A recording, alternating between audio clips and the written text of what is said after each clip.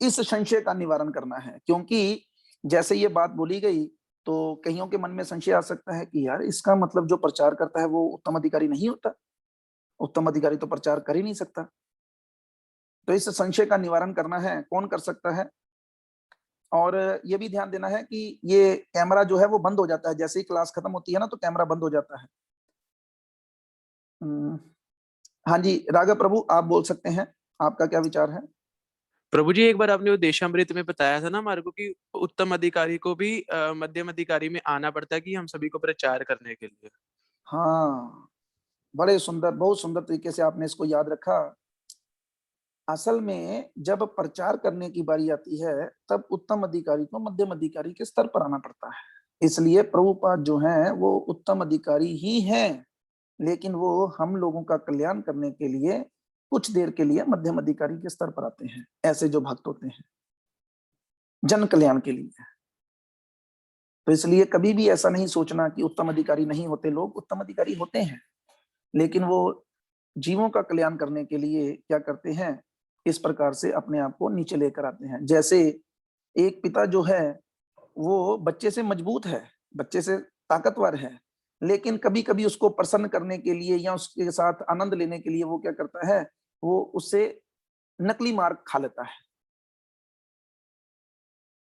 जिस प्रकार से एक टीचर जो कि पीएचडी या बहुत बड़ी डिग्री होल्डर है, लेकिन उसको मानो नौकरी मिली स्कूल में और उसको नौकरी मिल गई नर्सरी क्लास के बच्चों को पढ़ाने के लिए, तो अब वो क्या करेगी? तो अब वो बच्चों के साथ बच्चा बन जाएगी। उसको ज्ञान बहुत है, लेकिन अब वो बच्चों के साथ स्लीपिंग लाइन स्लैंटिंग लाइन कर रही है। अब कोई कहे ला ये तो नर्सरी का है, ऐसा नहीं होता। तो इसलिए इन सारी बातों को ध्यान में रखते हुए ही हमें इस भगवत गीता को समझने का प्रयास करना है। तो यहीं पर हम प्रभुपाद जी को बहुत बहुत धन्यवाद देते हैं कि उन्होंने हमारे लिए इतनी मेहनत करके ये भगवत गीता लिखी, और हम भी उनके द्वारा इस लिखी भगवत गीता के 4 अध्यायों को थोड़ा थोड़ा समझने में सक्षम बन सके। तो अब हम एक बार दोबारा से पहले अध्याय की तरफ बढ़ते हैं कि हमने शुरू से लेकर अब तक क्या सीखा है। तो सब लोग के पास अब समय है अपनी अपनी शक्ति को थोड़ा थोड़ा बढ़ाने का, दिखाने का नहीं, बढ़ाने का, कि जो हमने अभी तक सीखा है उसके बारे में थोड़ा थोड़ा अपने मुंह से बोलें और क्या करें, आगे बढ़ते जाएं। ऐसा नहीं करना ज्यादा डिटेल में जाना है, लेकिन कम भी नहीं बोलना, जितना जरूरी है उतना बोलना है। एक एक श्लोक की चर्चा नहीं करेंगे, लेकिन मुख्य मुख्य बातों की चर्चा अवश्य करेंगे। तो आप में से जो भी लोग इच्छा रखते हैं बोलने की, तो वो रेज हैंड करके रखें। जितने लोगों की आज बारी आ जाएगी, आज कल परसों, लगभग 1 हफ्ते से लेकर 10 दिन तक लगेंगे हमें दोबारा इन 4 अध्यायों को करने में। लेकिन मेरी इच्छा ये है कि ये ना हो कि पंजाबी में एक कहावत है, आगा दौड़ पीछा छोड़, कि आगे दौड़ते जाएं पीछे सब कुछ भूलते जाएं। तो इसलिए एक एक बार क्या करते हैं, महीने 1.5 महीने के बाद एक बार फिर से रिकैप ले लेते हैं। तो प्रयास शुरू कर सकते हैं। जो भी बोलना चाहता है, भूमिका से शुरू करना है कि हम लोगों ने भूमिका से क्या सीखा था।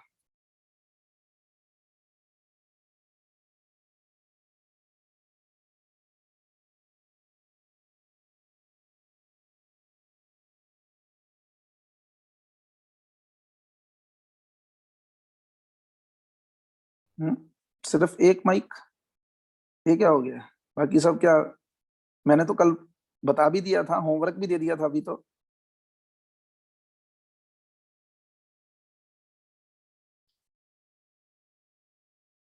इतनी मुश्किल बात तो नहीं वैसे मैंने पूछी थी, ये कोई इतना टफ बात नहीं है जो आप लोगों में इतनी कमी है इस चीज में।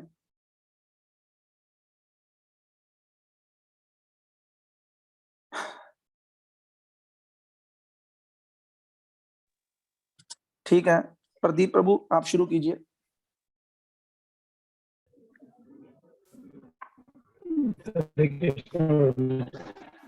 हरे कृष्णा, पर आपकी आवाज नहीं आ रही। तो ये जो भूमिका है, आपकी आवाज जैसे बहुत स्लो आती है ना, कई बार नरेश प्रभु की जैसे आवाज आती है वैसे आ रही, बिल्कुल आवाज। जी हरे कृष्णा, अब आइए। हरे कृष्णा, आप ठीक है? हाँ जी, पहले क्या कमी थी पहले ये बताइए, ताकि उस कमी को बाकियों से भी ठीक करवाएं।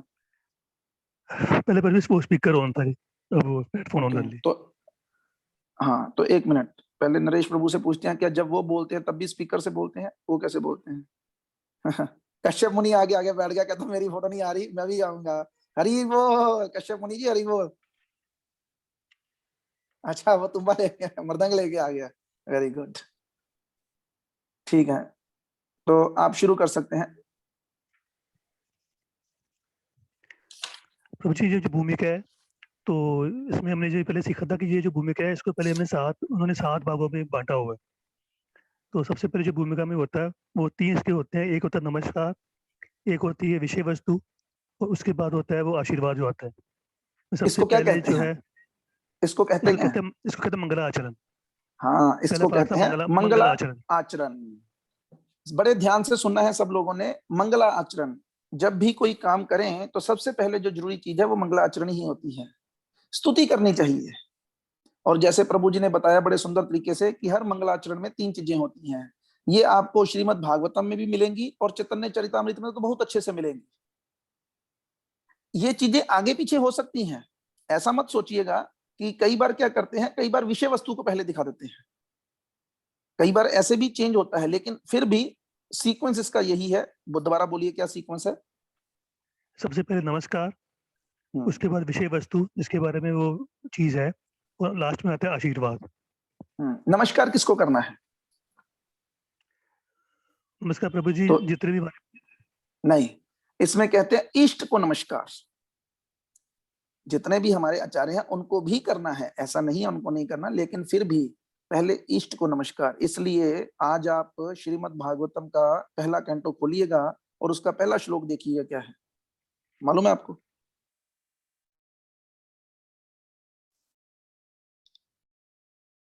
हरे कृष्णा। प्रभु जी, आपकी आवाज नहीं आ रही, क्या आप बोल नहीं रहे कुछ?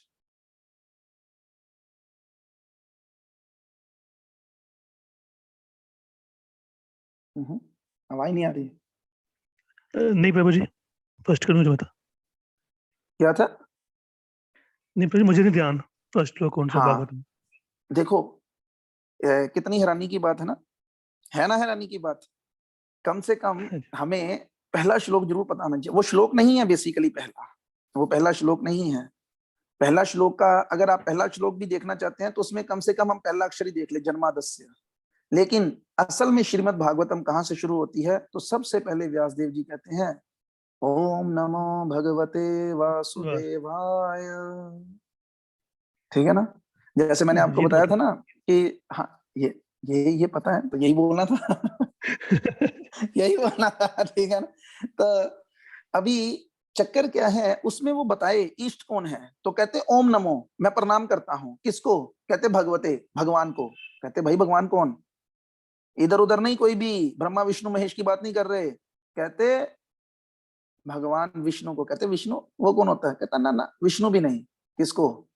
वासुदेव, जो वसुदेव के पुत्र के रूप में प्रकट हुए हैं ना, उनको प्रणाम करता हूं।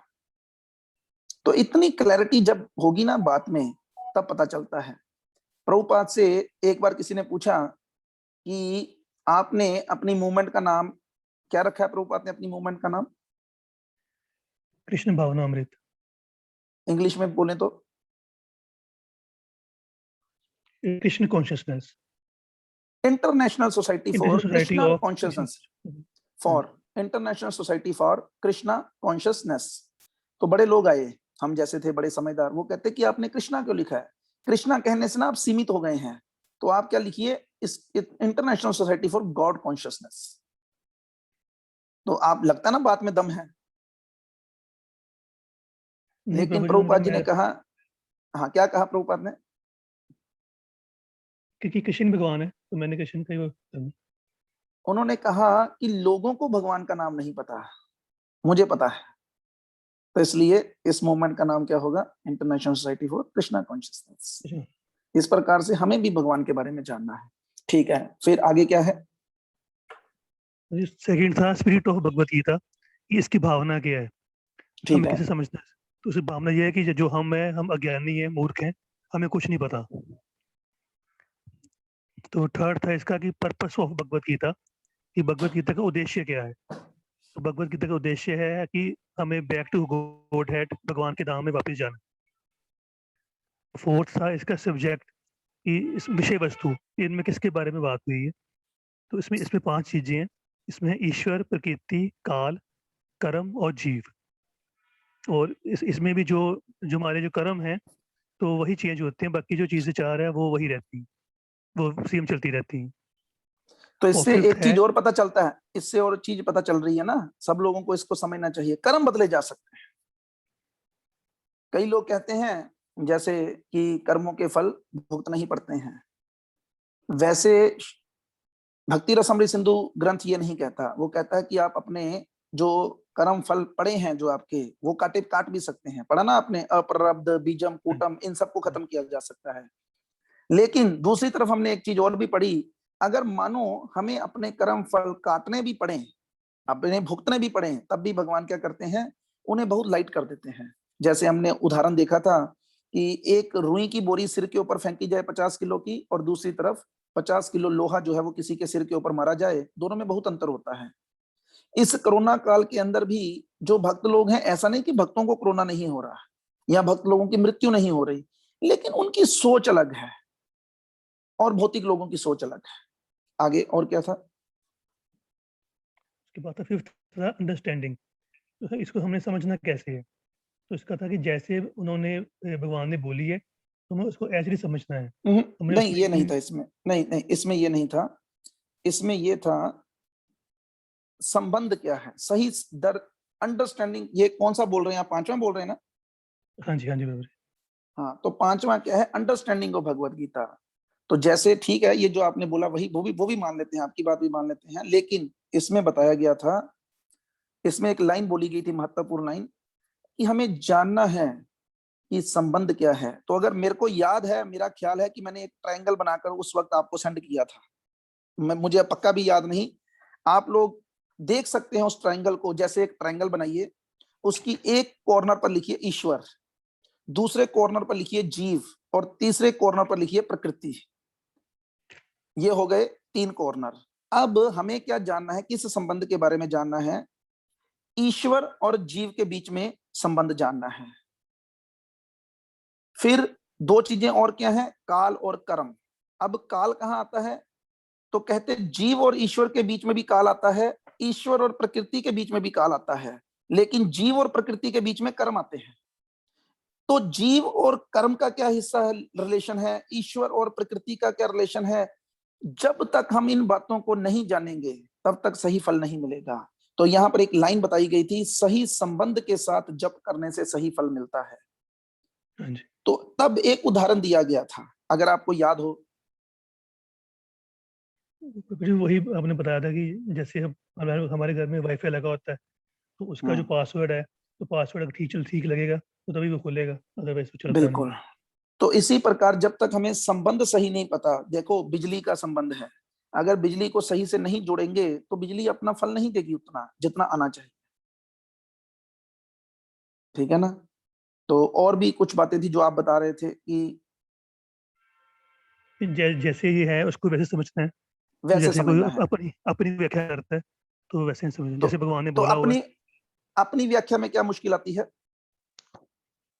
और कभी कृष्ण को भगवान नहीं मानते तो वो कहते हम्म, हैं कि ये नहीं उन्होंने। नहीं, ये उत्तर नहीं। देखो देखो, ऐसा है ना कि अब मानो आप हो, अब आप इतने समझदार हो, आप भगवत गीता के ऊपर एक भाष्य लिख दो, तो उस भाष्य में क्या मुश्किल होगी? जो मैंने समझा वैसे ही कहूंगा। मैं आपकी बात से सहमत हूँ, वो तो ठीक है, लेकिन आपके समझने में गलती क्यों है? आप जो समझे वो बिल्कुल ठीक समझे, मुझे इसमें क्या गलती है? मेरी इंद्रियां पूर्ण नहीं है हाँ, ना। तो वो 4 दोष पाए जाते हैं ना, जीव में 4 दोष पाए जाते हैं, इसलिए वे सही ज्ञान नहीं दे सकता। इसीलिए हमें वेदों के माध्यम से ही इन बातों को जानना है। वेदों को क्या कहा गया है? अपौरुषीय कहा गया है। तो इसमें फिर 3 प्रमाणों की बात की गई कि 3 प्रकार के प्रमाण होते हैं, कौन कौन से? प्रत्यक्ष प्रमाण, शब्द प्रमाण और अनुमान हाँ, तो प्रमाण। हमारे लिए सबसे बढ़िया क्या है? शब्द प्रमाण। शब्द प्रमाण। लेकिन हम किसको सबसे बढ़िया मानते हैं? प्रत्यक्ष प्रमाण को जो सामने हाँ, होता लेकिन एक उदाहरण दीजिए कि प्रत्यक्ष प्रमाण भी गलत हो सकता है।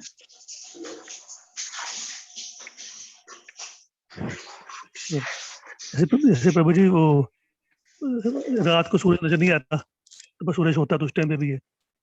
हाँ, वो भी ठीक है, लेकिन जब सूरज नजर आता तभी का भी दे सकते थे आप, कि सूरज जब नजर भी आता है तब भी हम उसे क्या समझते हैं कि ये एक थाली की तरह है, लेकिन क्या वो थाली है? नहीं प्रभु जी। वो थाली नहीं है, वो थाली नहीं है, वो बहुत बड़ा है। तो इस प्रकार से, और अगला क्या था? क्या था कि रिजल्ट ऑफ अंडरस्टैंडिंग, जब हम समझ जाएंगे कि ये आपस में कैसे लिंक है, तो जो जो हमारा जप है या जो हम जो करते हैं वो अच्छी तरह से होगा, या जो स्मरण हमारा वो ठीक हो जाएगा। ठीक है। और लास्ट था कि प्रैक्टिकल एप्लीकेशन, कि इसको हमने अपने जीवन में कैसे धारना है। तो हमने इसे ठीक है, जीवन तो में उसके अर्जुन की तरह धारना, कि जैसे अर्जुन ने जो भगवान ने कहा उनको, मतलब कि उसने वैसे ही माना।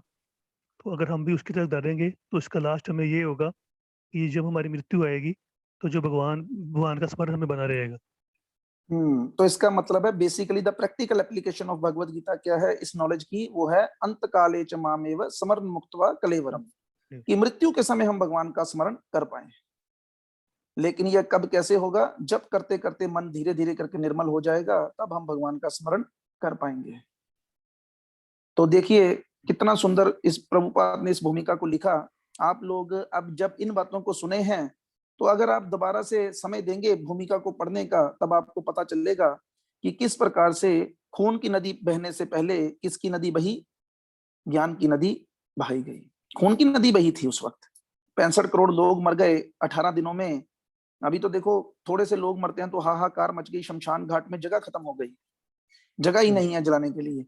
और उस तरफ देखिए 18 दिनों में 65 करोड़ लोग मर गए, तो सोचिए क्या हाल हुआ।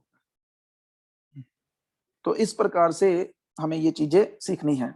ठीक है, अब हम पहले अध्याय में प्रवेश करते हैं, तो आप माइक बंद कर सकते हैं।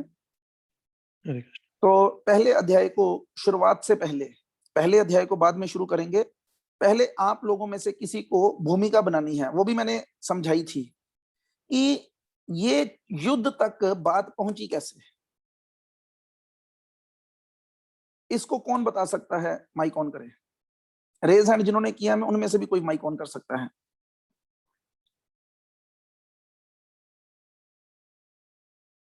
कि किस प्रकार कहां से ये शांतनु से शुरू होकर कैसे उसकी पत्नी का क्या नाम था, आगे कैसे ये सारा सिस्टम चला था, ये बताना है।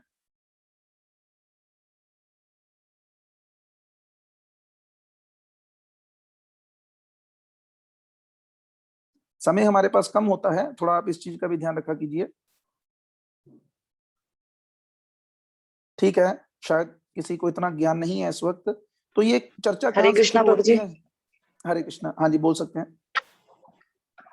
हाँ जी प्रभु जी, इसमें आपने बताया था स्टार्टिंग से कि शांतनु जब महाराजा थे तो उनका पहले उनकी शादी गंगा माता से हुई। तो गंगा माता ने पहले ही उनको बोला था कि मैं जैसे आप मेरे से कोई प्रश्न नहीं पूछोगे, मैं कुछ भी करूंगी। तो जैसे ही उनके पुत्र हुए एक एक करके, तो उनको नदी में बहा देती थी। तो जब लास्ट में भीष्म पितामह जब वो हुए, देवव्रत उनका मतलब उनका नाम था, तो वो जब हुए लास्ट में, तो शांतनु महाराज से रहा नहीं गया। तो उन्होंने उनको क्वेश्चन पूछ लिया कि आप ऐसे क्यों कर रहे हो। तो उन्होंने बोला कि मैंने आपको पहले कहा था कि मैंने क्वेश्चन का कोई आंसर नहीं देना, तो आप मैं यहाँ से चली जाऊंगी। तो ये बेटा जब आपको सही समय आएगा तब आपको मिल जाएगा। तो फिर वो चली गई थी। तो लेकिन शांतनु महाराज उसके बाद बड़े वो उदास से रहने लग गए थे। तो उसके बाद कुछ देर के बाद जब वो देवव्रत वो जो था बड़ा हुआ, तो वो वापस उनको मिल गया। तो शांतनु महाराज थोड़े खुश रहेंगे, लेकिन फिर भी वो थोड़ा उदास होना शुरू हो गए थे। तो एक बार वो जब वो बाहर ऐसे शिकार पे गए, घूमने के लिए गए, तो फिर वहां पे उन्होंने एक सत्यवती जो एक मत्स्य कन्या थी उसको देखा। तो वो उस पे मोहित हो गए। तो लेकिन उसके पिता ने उनपे एक शर्त रख दी कि जो उनका पुत्र होगा वही मतलब राजकुमार बनेगा। लेकिन वो शांतनु महाराज ने उसके लिए मना कर दिया कि उनका आगे बड़ा बेटा है।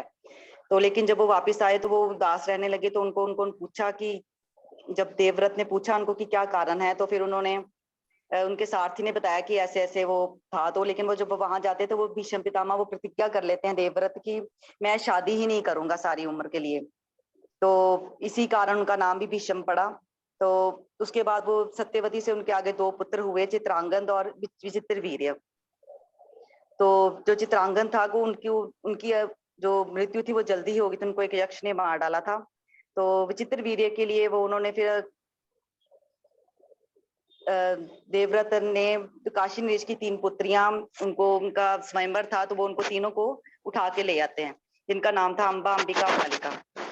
तो लेकिन जो अम्बा थी वो किसी और शाल्व नरेश का उसको पसंद करती थी, तो इसलिए उसने उनको बोला, तो फिर उन्होंने बोला कि आप वापस जा सकते हो, लेकिन वो ना, उन्होंने भी उस शाल्व नरेश ने भी उसको स्वीकार नहीं किया। तो जो अम्बा अंबालिका थी उनसे फिर उनको अंबिका और अंबालिका, हाँ अंबिका और अंबालिका जो थी, तो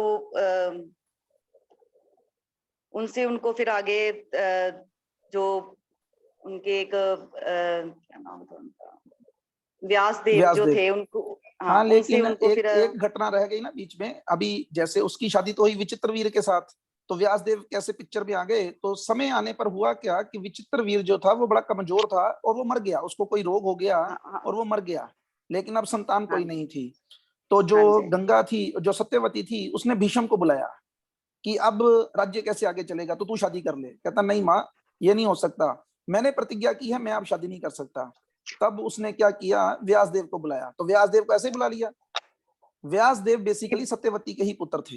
हाँ जी उनके पुत्र थे। सत्यवती, जैसे आपने बताया कि वो मत्स्य कन्या थी, तो मत्स्य कन्या कहने का क्या मतलब था कि वो जो पैदा हुई तो वो एक बेसिकली मछली से पैदा हुई थी, बेसिकली ये एक अप्सरा थी। तो लेकिन किसी श्राप के कारण इसको पैदा होना पड़ा था। तो जब ये पैदा हुई तो इसके शरीर से मछली की गंध आती थी। लेकिन एक बार पराशर मुनि जो वहां से निकले, क्योंकि इसके पिताजी का काम क्या था, नदी पार करवाना, तो उन्होंने, पराशर मुनि ने इसको कहा कि मैं तुमसे बहुत आकर्षित हूं, तो मैं तुम्हारे साथ संग करना चाहता हूं, लेकिन इसके बदले में मैं क्या करूंगा, ये जितने भी तुम्हारी शरीर से स्मेल आती है ना, ये चली जाएगी और सुगंध आनी शुरू हो जाएगी जो 80 योजन तक फैलेगी। और उसी स्मेल से प्रभावित होकर, तो सुगंध से प्रभावित होकर तो शांतनु महाराज आकर्षित हुए थे। और तब पराशर मुनि और सत्यवती के संग से पुत्र पैदा हुआ जिसका नाम था कृष्ण द्वैपायन। व्यासदेव नहीं, कृष्ण द्वैपायन। क्यों? क्योंकि वो काले रंग के थे। क्यों काले रंग के थे? क्योंकि सत्यवती ने उस वक्त पराशर मुनि से कहा कि आप ऐसा कह रहे हैं तो ये, मैं तो शादीशुदा नहीं हूं, मैं तो अभी कुंवारी लड़की हूं। तब पराशर मुनि ने कहा कि चिंता मत करो, जैसे सूर्य देव ने कुंती महारानी को कहा था, वैसे ही पराशर मुनि ने भी सत्यवती को कहा कि जब मैं तुमसे संग करूंगा तो जो पुत्र है उसको पैदा होने पर तुम्हारा कुमार्य भंग नहीं होगा। तब उसने कहा कि नहीं, मुझे फिर भी दिन का समय है, मुझे शर्म आती है। तब उन्होंने क्या किया, अपनी योग सिद्धि से सारे उस जगह पर रात कर दी, और अंधेरे के कारण जो पुत्र भी पैदा हुआ वो भी काले रंग का पैदा हुआ। इसलिए क्योंकि वो काले रंग का था और एक द्वीप पर पैदा हुआ था, इसलिए उनका नाम रखा गया कृष्ण द्वैपायन।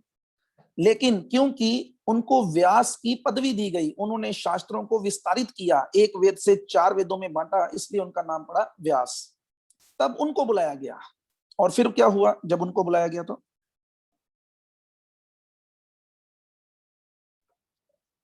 तो लेकिन वो व्यासदेव बड़े क्रूप थे एक तरह से। तो जब वो अपनी सिद्धियों के कारण ही वो जब अंबिका के पास गए, तो वो अंबिका एकदम से वो डर गई और उसने अपनी आंखें बंद कर ली। तो इसके कारण वो धृतराष्ट्र पैदा हुए, इसी कारण वो जन्म से ही अंधे थे। और जब वो दूसरे अंबालिका के पास गए तो उनका रंग जो था वो पीला पड़ वो गया। भी डर तो गई, वो भी डर गई, लेकिन उसकी बहन ने, उसकी बहन ने पहले ही बता दिया उसको। उसकी होता क्या है कि सब चीजें चलती है ना। फिर पांडु महाराज फिर पैदा हुए। तो लेकिन जब तीसरी बार उन्होंने बोला कि फिर से एक बार वो, मतलब जब उन्होंने बताया कि सत्यवती ने ऐसे ऐसे, वो उन्होंने बताया कि ऐसे पुत्र पैदा होंगे, तो वो उन्होंने बोला कि एक बार और मतलब ट्राई करते हैं। तो जब वो दोबारा गई तो उन्होंने अपनी जगह किसी दासी को भेज दिया। तो लेकिन दासी वहां चली तो गई, लेकिन उसकी वजह से वो विदुर महाराज पैदा हुए, लेकिन वो वीक थोड़े। नहीं, बस ठीक है, आप रख सकते हैं। नहीं, उल्टा था कि जब अंबिका थी, उसकी गर्भ से जो बाद में धृतराष्ट्र पैदा हुए, क्योंकि उसने आंखें बंद कर ली थी इसलिए वो अंधे पैदा हुए। और दूसरी तरफ पांडु महाराज वो कमजोर पैदा हुए। क्यों? क्योंकि वो जो थी अंबालिका, वो थर थर कांपने लग पड़ी व्यासदेव को देखकर। लेकिन जब उन्होंने अपनी दासी को भेजा तो दासी कहती अपने को क्या डर है। जैसे मैंने उस वक्त उदाहरण दी थी, अभी मानो हमारे घर में बाथरूम में कॉकरोच आ जाए तो हम क्या करते हैं? हम नहीं निकालेंगे, काम वाली को बोलेंगे है ना, कॉकरोच निकालना जरा बाथरूम से। इसका मतलब जो काम करने वाली है, क्या उसको डर नहीं लगता? घर में कोई चूहा हो, छिपकली हो, कहीं भी कोई खतरनाक सी चीज दिखती हो तो काम वाले को बोलते हैं। ऐसे ही ऑफिस में भी हम अपने, मानो कमरे में चूहा आ जाए या कोई चीज आ जाए तो जो भैये होते हैं, जो काम करने वाले, हम उनको बोलते हैं। हम नहीं उठा सकते क्या? अभी कुछ देर पहले की बात ही है, और वो पकड़ भी लेते हैं। एक बार मंदिर में डड्डू आ गया। अरे भाई डड्डू क्या चीज है, छोटा सा मेंढक है, उसको क्या कर, वो कौन सा कुछ खा जाएगा किसी को। तो 10-15 लोग थे मंगल आरती में, सबके सब हो करने लग पड़े। तो एक प्रभु जी थे, वो बिहार से हैं, उन्होंने क्या किया, एक लिफाफा लिया, हाथ से ही पकड़ा, उसको लिफाफे में डाला और बाहर रखा है।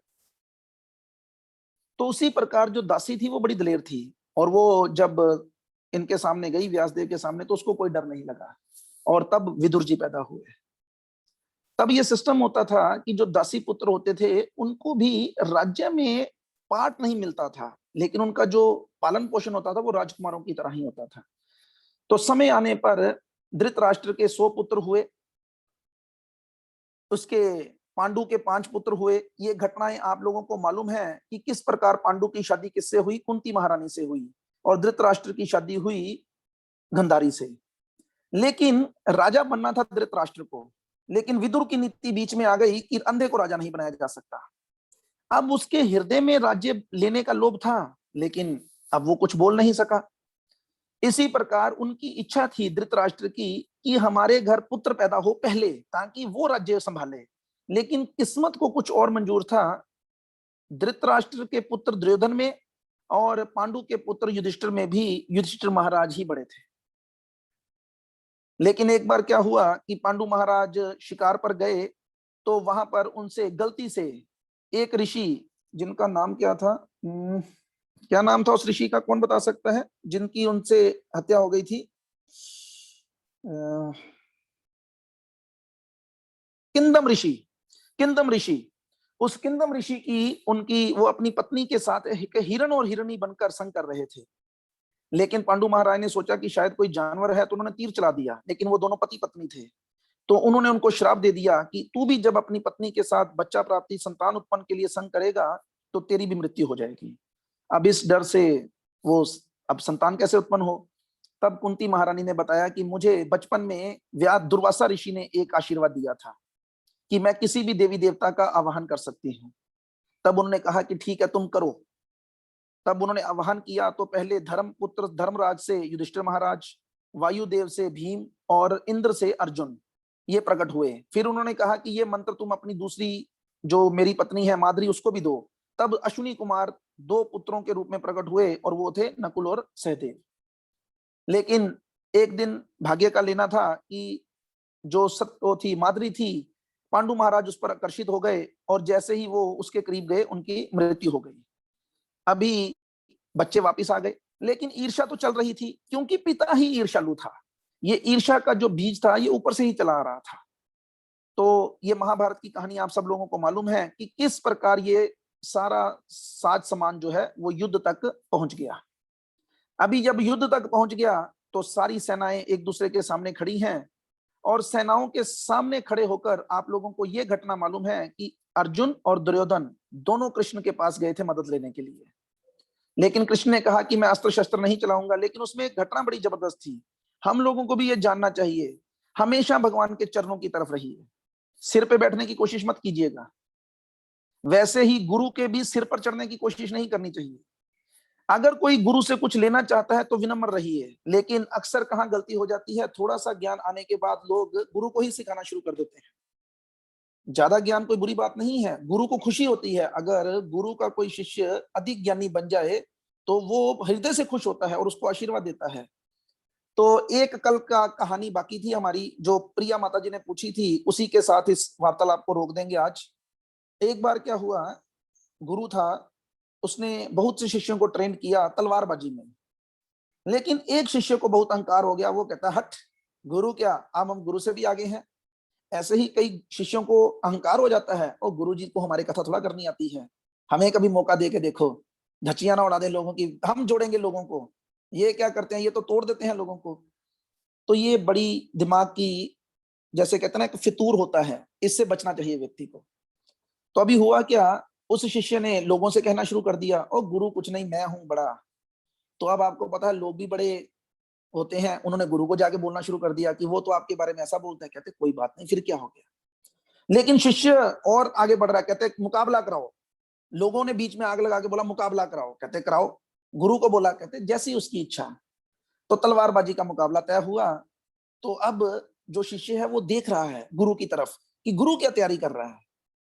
तो अभी उसने देखा कि गुरु किसी खरादिये के पास जाकर, तलवार बनाने वाले के पास जाकर एक म्यान तैयार करवा रहा है। कितने फुट की? 17 फुट की म्यान। म्यान समझते हैं ना?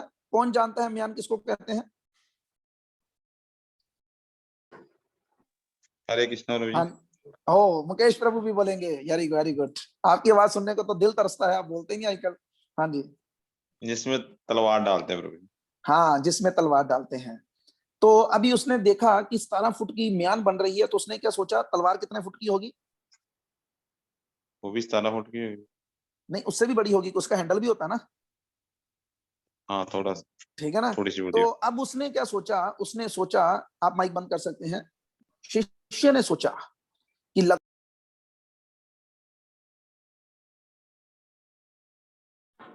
प्रभु जी आपका माइक आवाज बंद होगी प्रभु जी आप। म्यूट। तो अभी क्या हुआ कि उसने सोचा कि गुरु क्या करेगा, 17 फुट की तलवार निकालेगा और 17 फुट दूर से ही मुझे जीत लेगा। अब वो भी गया और उसने 18 फुट की तलवार बना ली। गुरु ने क्या बनाया था? मुकेश प्रभु बताइए, गुरु ने क्या बनाया था? हरे कृष्णा। हरे कृष्णा प्रभु जी। हाँ जी, गुरु ने 17 फुट का क्या बनाया था? तलवार के म्यान? नहीं, भूल गए म्यान आप? बनाई थी प्रभु जी। हाँ, म्यान बनाई थी, तलवार नहीं बनाई थी। म्यान बनाई। लेकिन शिष्य ने सोचा कि गुरु ने 17 फुट की तलवार बनाई है, तो मैं 18 फुट की बनाऊंगा। उसने 18 फुट की तलवार बना ली।